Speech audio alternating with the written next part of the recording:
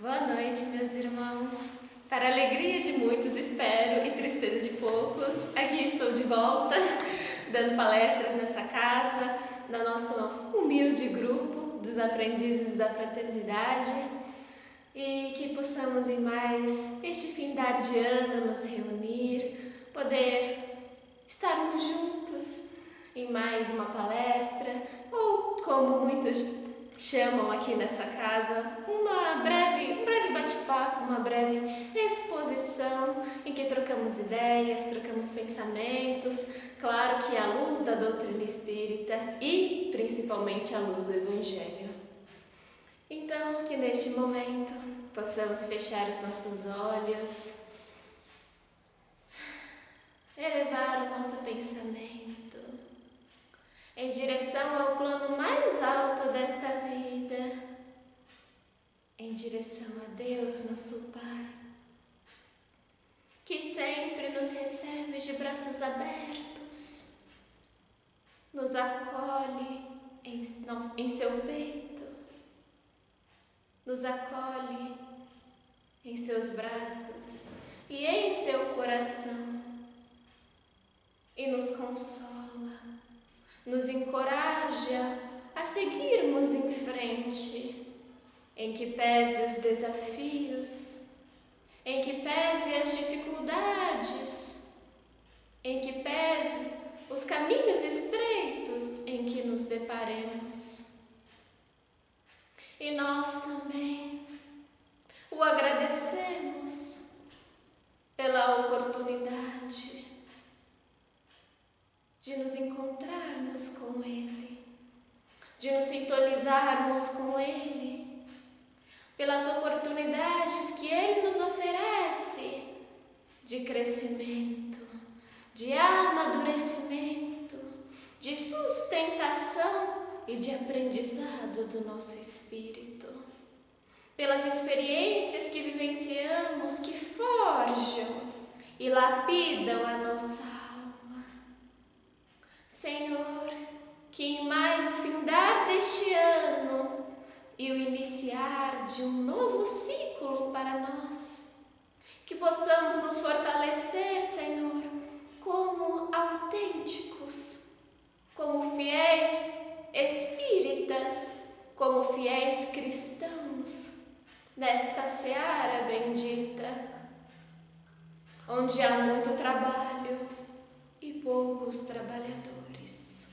Que possamos, Senhor, ser os teus instrumentos, os instrumentos do bem, os instrumentos da paz, os instrumentos da misericórdia, os instrumentos de boa vontade. E para que possamos assim, Senhor, iniciar a mais esta exposição, a mais esta palestra, que possamos fazer a prece que o Mestre Jesus nos ensinou, assim dizendo: Pai nosso que estás no céu, santificado seja o vosso nome, venha a nós o vosso reino, seja feita a vossa vontade, assim na terra como no céu. O pão nosso de cada dia nos dai hoje, perdoai as nossas ofensas, assim como nós perdoamos a quem nos tem ofendido. E não nos deixeis cair em tentação, mas livrai-nos do mal, que assim seja.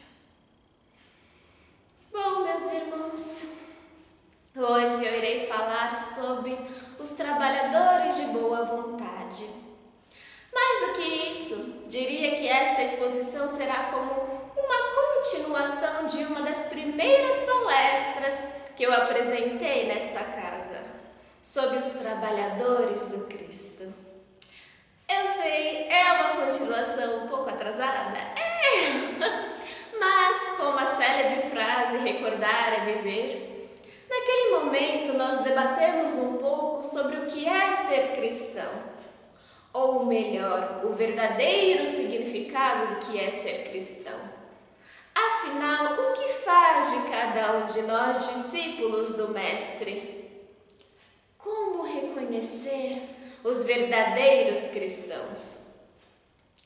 Como comentamos naquela oportunidade, se observarmos bem, no Evangelho segundo o Espiritismo, há um item no capítulo 17 chamado O Homem de Bem, que descreve brevemente as qualidades que caracterizam o verdadeiro cristão. De forma bem resumida, este texto nos diz que o verdadeiro homem de bem é o que cumpre a lei de justiça, de amor e de caridade, na sua maior pureza, que interroga a consciência sobre os seus próprios atos, questionando-se se violou essa lei, se não praticou o mal, se fez todo o bem que podia, se desprezou voluntariamente alguma ocasião de ser útil, se ninguém tem qualquer queixa dele, enfim, se fez aos outros tudo o que desejaria que lhe fizessem. Acabou? Não! E o homem é o homem que deposita a fé em Deus, na sua bondade, na sua justiça e na sua sabedoria. Tem fé no futuro, está possuído no sentimento de caridade e amor ao próximo. É bom, humano e benevolente para com todos. Respeita nos outros as convicções sinceras e não reprova ou condena aos que como ele não pensam. Não alimenta ódio, nem rancor, nem desejo de vingança. Perdoa e esquece as ofensas. É indulgente para com as fraquezas e defeitos alheios. Estuda as suas próprias imperfeições e trabalha incessantemente para combatê-las. Todos os esforços emprega para poder dizer no dia seguinte que alguma coisa traz em si de melhor. Acabou? Não! Finalmente, o homem de bem respeita todos os direitos conferidos pelas leis da natureza a ele, aos seus semelhantes, e ama, como quer que sejam respeitados os seus direitos. Ama a Deus sobre todas as coisas e ao próximo como a si mesmo. E dá cumprimento ao verdadeiro sentido da caridade, benevolência, indulgência e perdão. E é neste momento, depois de ler esse texto fantástico, que traça parâmetros sobre o que significa verdadeiramente se apresentar como cristão perante o mundo, é que olhamos para o texto, olhamos para nós mesmos, olhamos para o texto, olhamos para nós mesmos de novo e percebemos que alguma coisa não se encaixa, que provavelmente muitos de nós estamos, de certa forma, distantes deste modelo de homem de bem. Não da forma como esta expressão foi banalizada em certos aspectos na sociedade, mas entender o homem de bem como um autêntico servidor do Cristo. Eu, particularmente, se puder dizer, por muito tempo, apesar de relativamente nova, tive dificuldade de me encontrar como cristã, pois nos deparamos com tantos exemplos, com tantos testemunhos de personalidades importantes para a história do cristianismo, como Chico Xavier, Madre Teresa, Irmã Dulce, São Francisco de Assis, Bezerra de Menezes, os próprios apóstolos, inclusive, Maria de Madalena, que quando voltamos os olhos para dentro de nós, para como nós ainda somos, torna-se difícil de nos encontrarmos, de nos sentirmos como autênticos discípulos do Mestre. Muitas vezes vivemos essa contradição entre o que queremos ser e nos apresentar e o que nós ainda somos pensamos, sentimos e fazemos.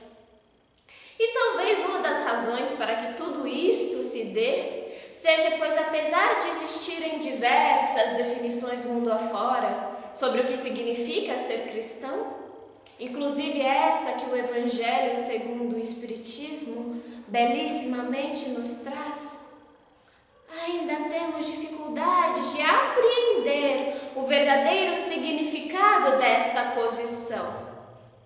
Afinal, o que Deus espera de nós quando nos colocamos como trabalhadores da seara cristã? E acreditem, meus irmãos, que essa zona meio nebulosa em que nos encontramos começa a clarear quando justamente passamos a estudar a história dessas personalidades que tanto admiramos.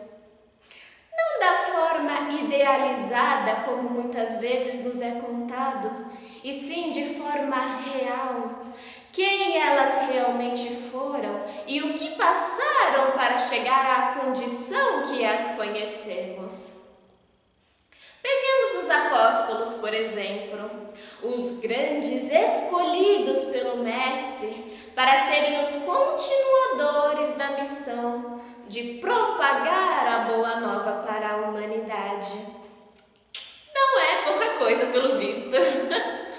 E quando passamos a estudar como nossos irmãos eram, por meio das obras psicografadas, suas personalidades, suas crenças, desejos, lutas, dificuldades, limitações e potencialidades, claro, tirando aquela condição de santidade que nos condicionamos a enxergá-los, percebemos que todos eles eram homens comuns, com suas falhas, dificuldades, equívocos, receios, desejos e crenças. Mas, peraí, Lívia, se você está me dizendo que os apóstolos eram homens comuns, sim, pois a maioria deles não eram homens instruídos, não possuíam grandes posses, não eram detentores de títulos honrosos ou de vasto conhecimento das sagradas escrituras. Possuíam, de maneira geral, as crenças culturais e costumes da época bastante enraizado em suas posturas e até mesmo, por vezes, tinham dificuldade em compreender a missão, o propósito e os objetivos do Mestre na Terra. Então, por quê? Porque eles foram escolhidos para assumir tamanha responsabilidade.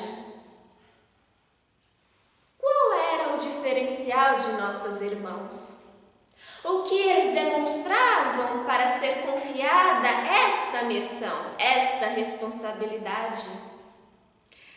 E acreditem, meus irmãos, que inclusive, em muitos momentos, os apóstolos foram ter com o Mestre por não se sentirem dignos de tamanha tarefa.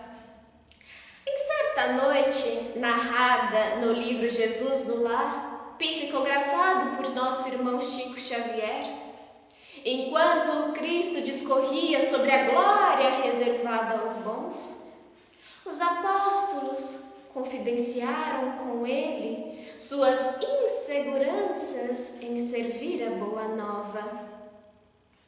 Tadeu, o apóstolo Tadeu, considerava que tinha um coração indisciplinado, ingrato, um espírito persistente no mal. Já André reconhecia sua fragilidade quando se encontrava distante da presença do Mestre, incapaz de tolerar a incompreensão e o insulto dos homens, enquanto Pedro se considerava o pior de todos, vendo-se como um mísero espírito endividado e inferior, insuficiente e incompleto. Seguido disso, várias vozes se fizeram ouvir no ambiente, desalentadas, amarguradas e desiludidas a dizer: serei na realidade um discípulo sincero, capaz de servir aos princípios sublimes do novo reino? Será justo prosseguir ensinando aos outros a prática do bem, imperfeito e mau, qual me vejo? E eu acho interessante, fazendo um rápido adendo, que olhando para essa nova ótica aos nossos irmãos apóstolos, não foi só uma ou duas vezes, mas foram diversos os momentos em que eles compartilharam com o Mestre suas inseguranças, por não se sentirem suficientes, por se sentirem incapazes, impotentes, sabendo que estavam diante de uma sublime missão, de um sublime evangelho, pois sabiam das suas falhas, sabiam que não eram perfeitos. E quantas vezes, meus irmãos, não nos deparamos ou nos depararemos também nesta mesma posição, de não nos sentirmos dignos de assumir a posição de cristão, por sabermos quão transcendente é esta doutrina. Quantas vezes já nos vemos compartilhando destes mesmos pensamentos que por vezes rondavam os apóstolos. E é nesse momento que o Cristo os olhou compassivamente, sorriu e lhes disse: em verdade, meus irmãos, o paraíso que tanto sonhamos ainda vem longe. Deus não está à procura de homens perfeitos, eleitos ou anjos para trabalhar em prol da humanidade. Somos todos aqui aprendizes do bem, a serviço da boa nova. A terra, por certo, é um grande campo de lições. Se, portanto, nos reconhecemos fracos, endividados, maus e endurecidos, que trabalhemos então para nos fazermos fortes, redimidos, dedicados em bons, em favor da obra geral da salvação, permitindo que o Evangelho floresça em nossos corações e se transforme em ações. Tateando ou rastejando, busquemos servir ao Pai que estás nos céus. De degrau em degrau, trabalhemos também para fazer com que o Evangelho floresça em nossos corações, através da transformação de nossas almas. O que eu acho fantástico e belíssimo do Mestre é como ele conseguia, no seu falar, no seu ensinar e no seu agir, ser atemporal.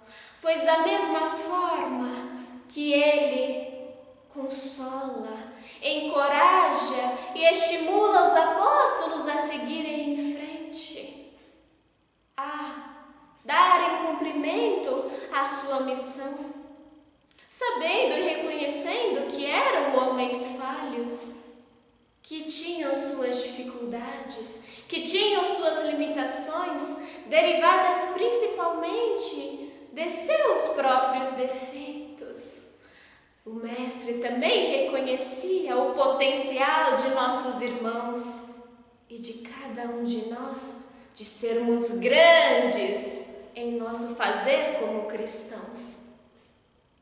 Então, da mesma forma, ele nos consola, ele nos estimula e nos encoraja a sermos autênticos cristãos.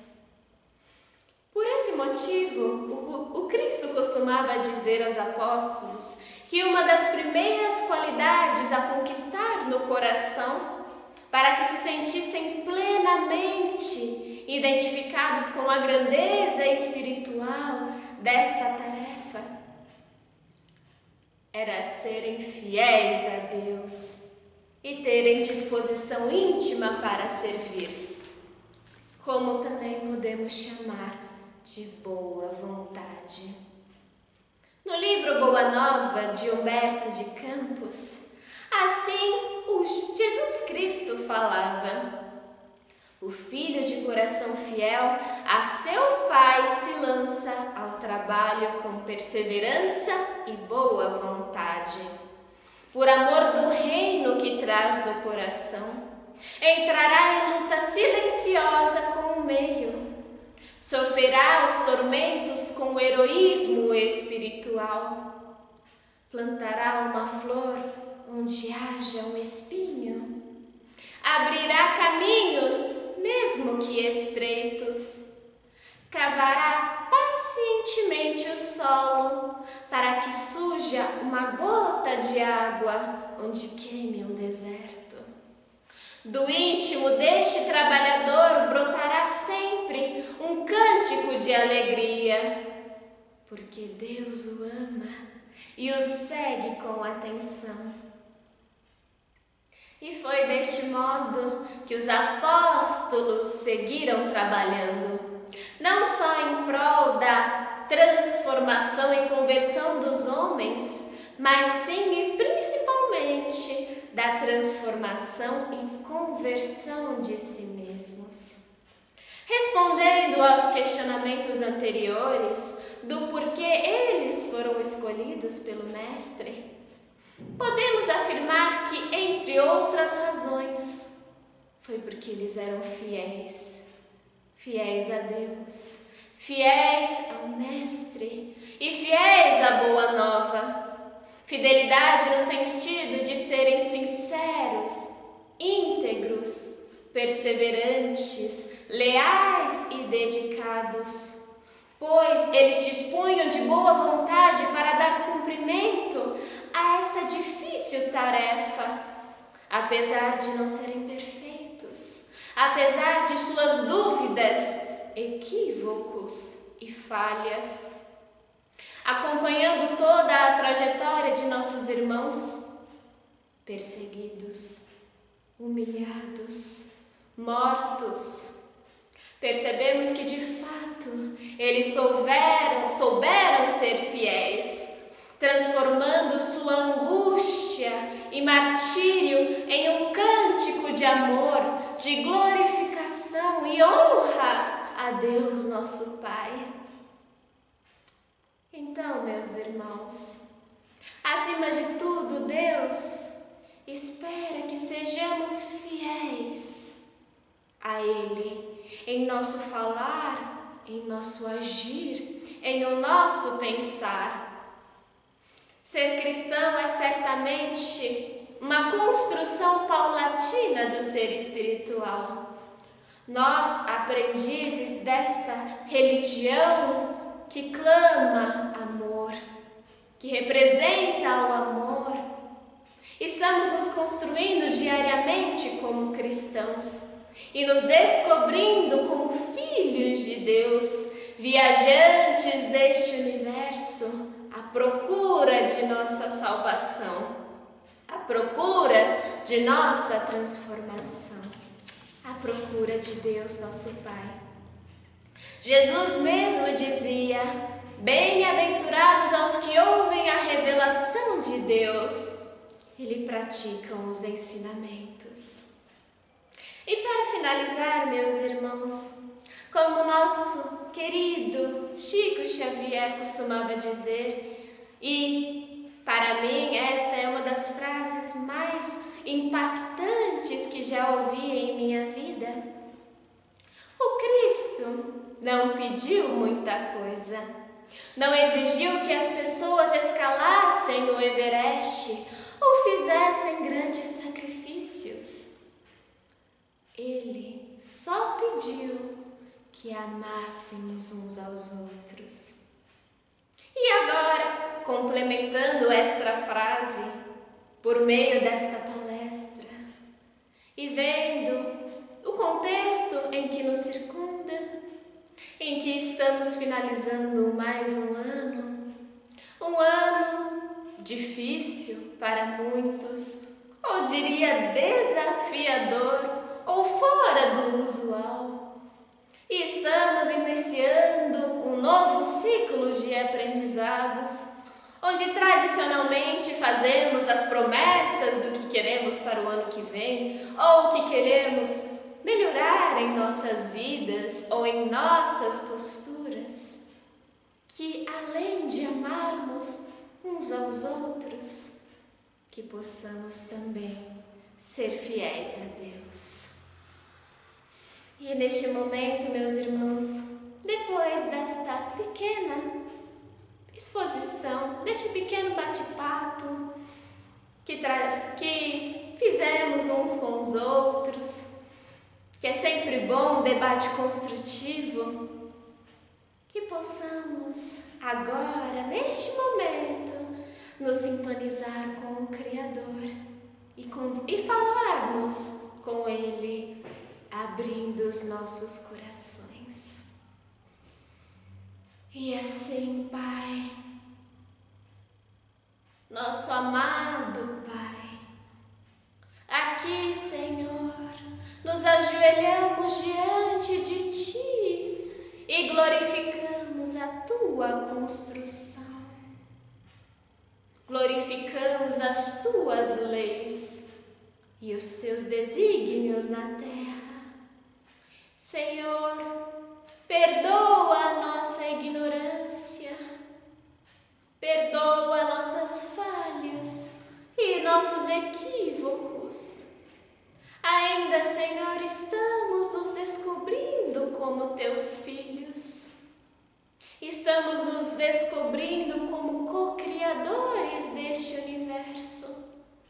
Estamos descobrindo esta centelha de amor que vibra em nossos corações.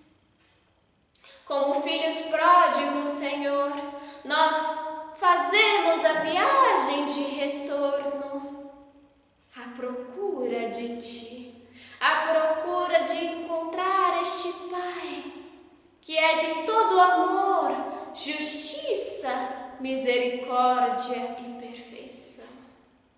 Que possamos, Senhor, neste iniciar de ano, em nossas vidas sermos este elo, este instrumento de conexão dos homens para com Deus.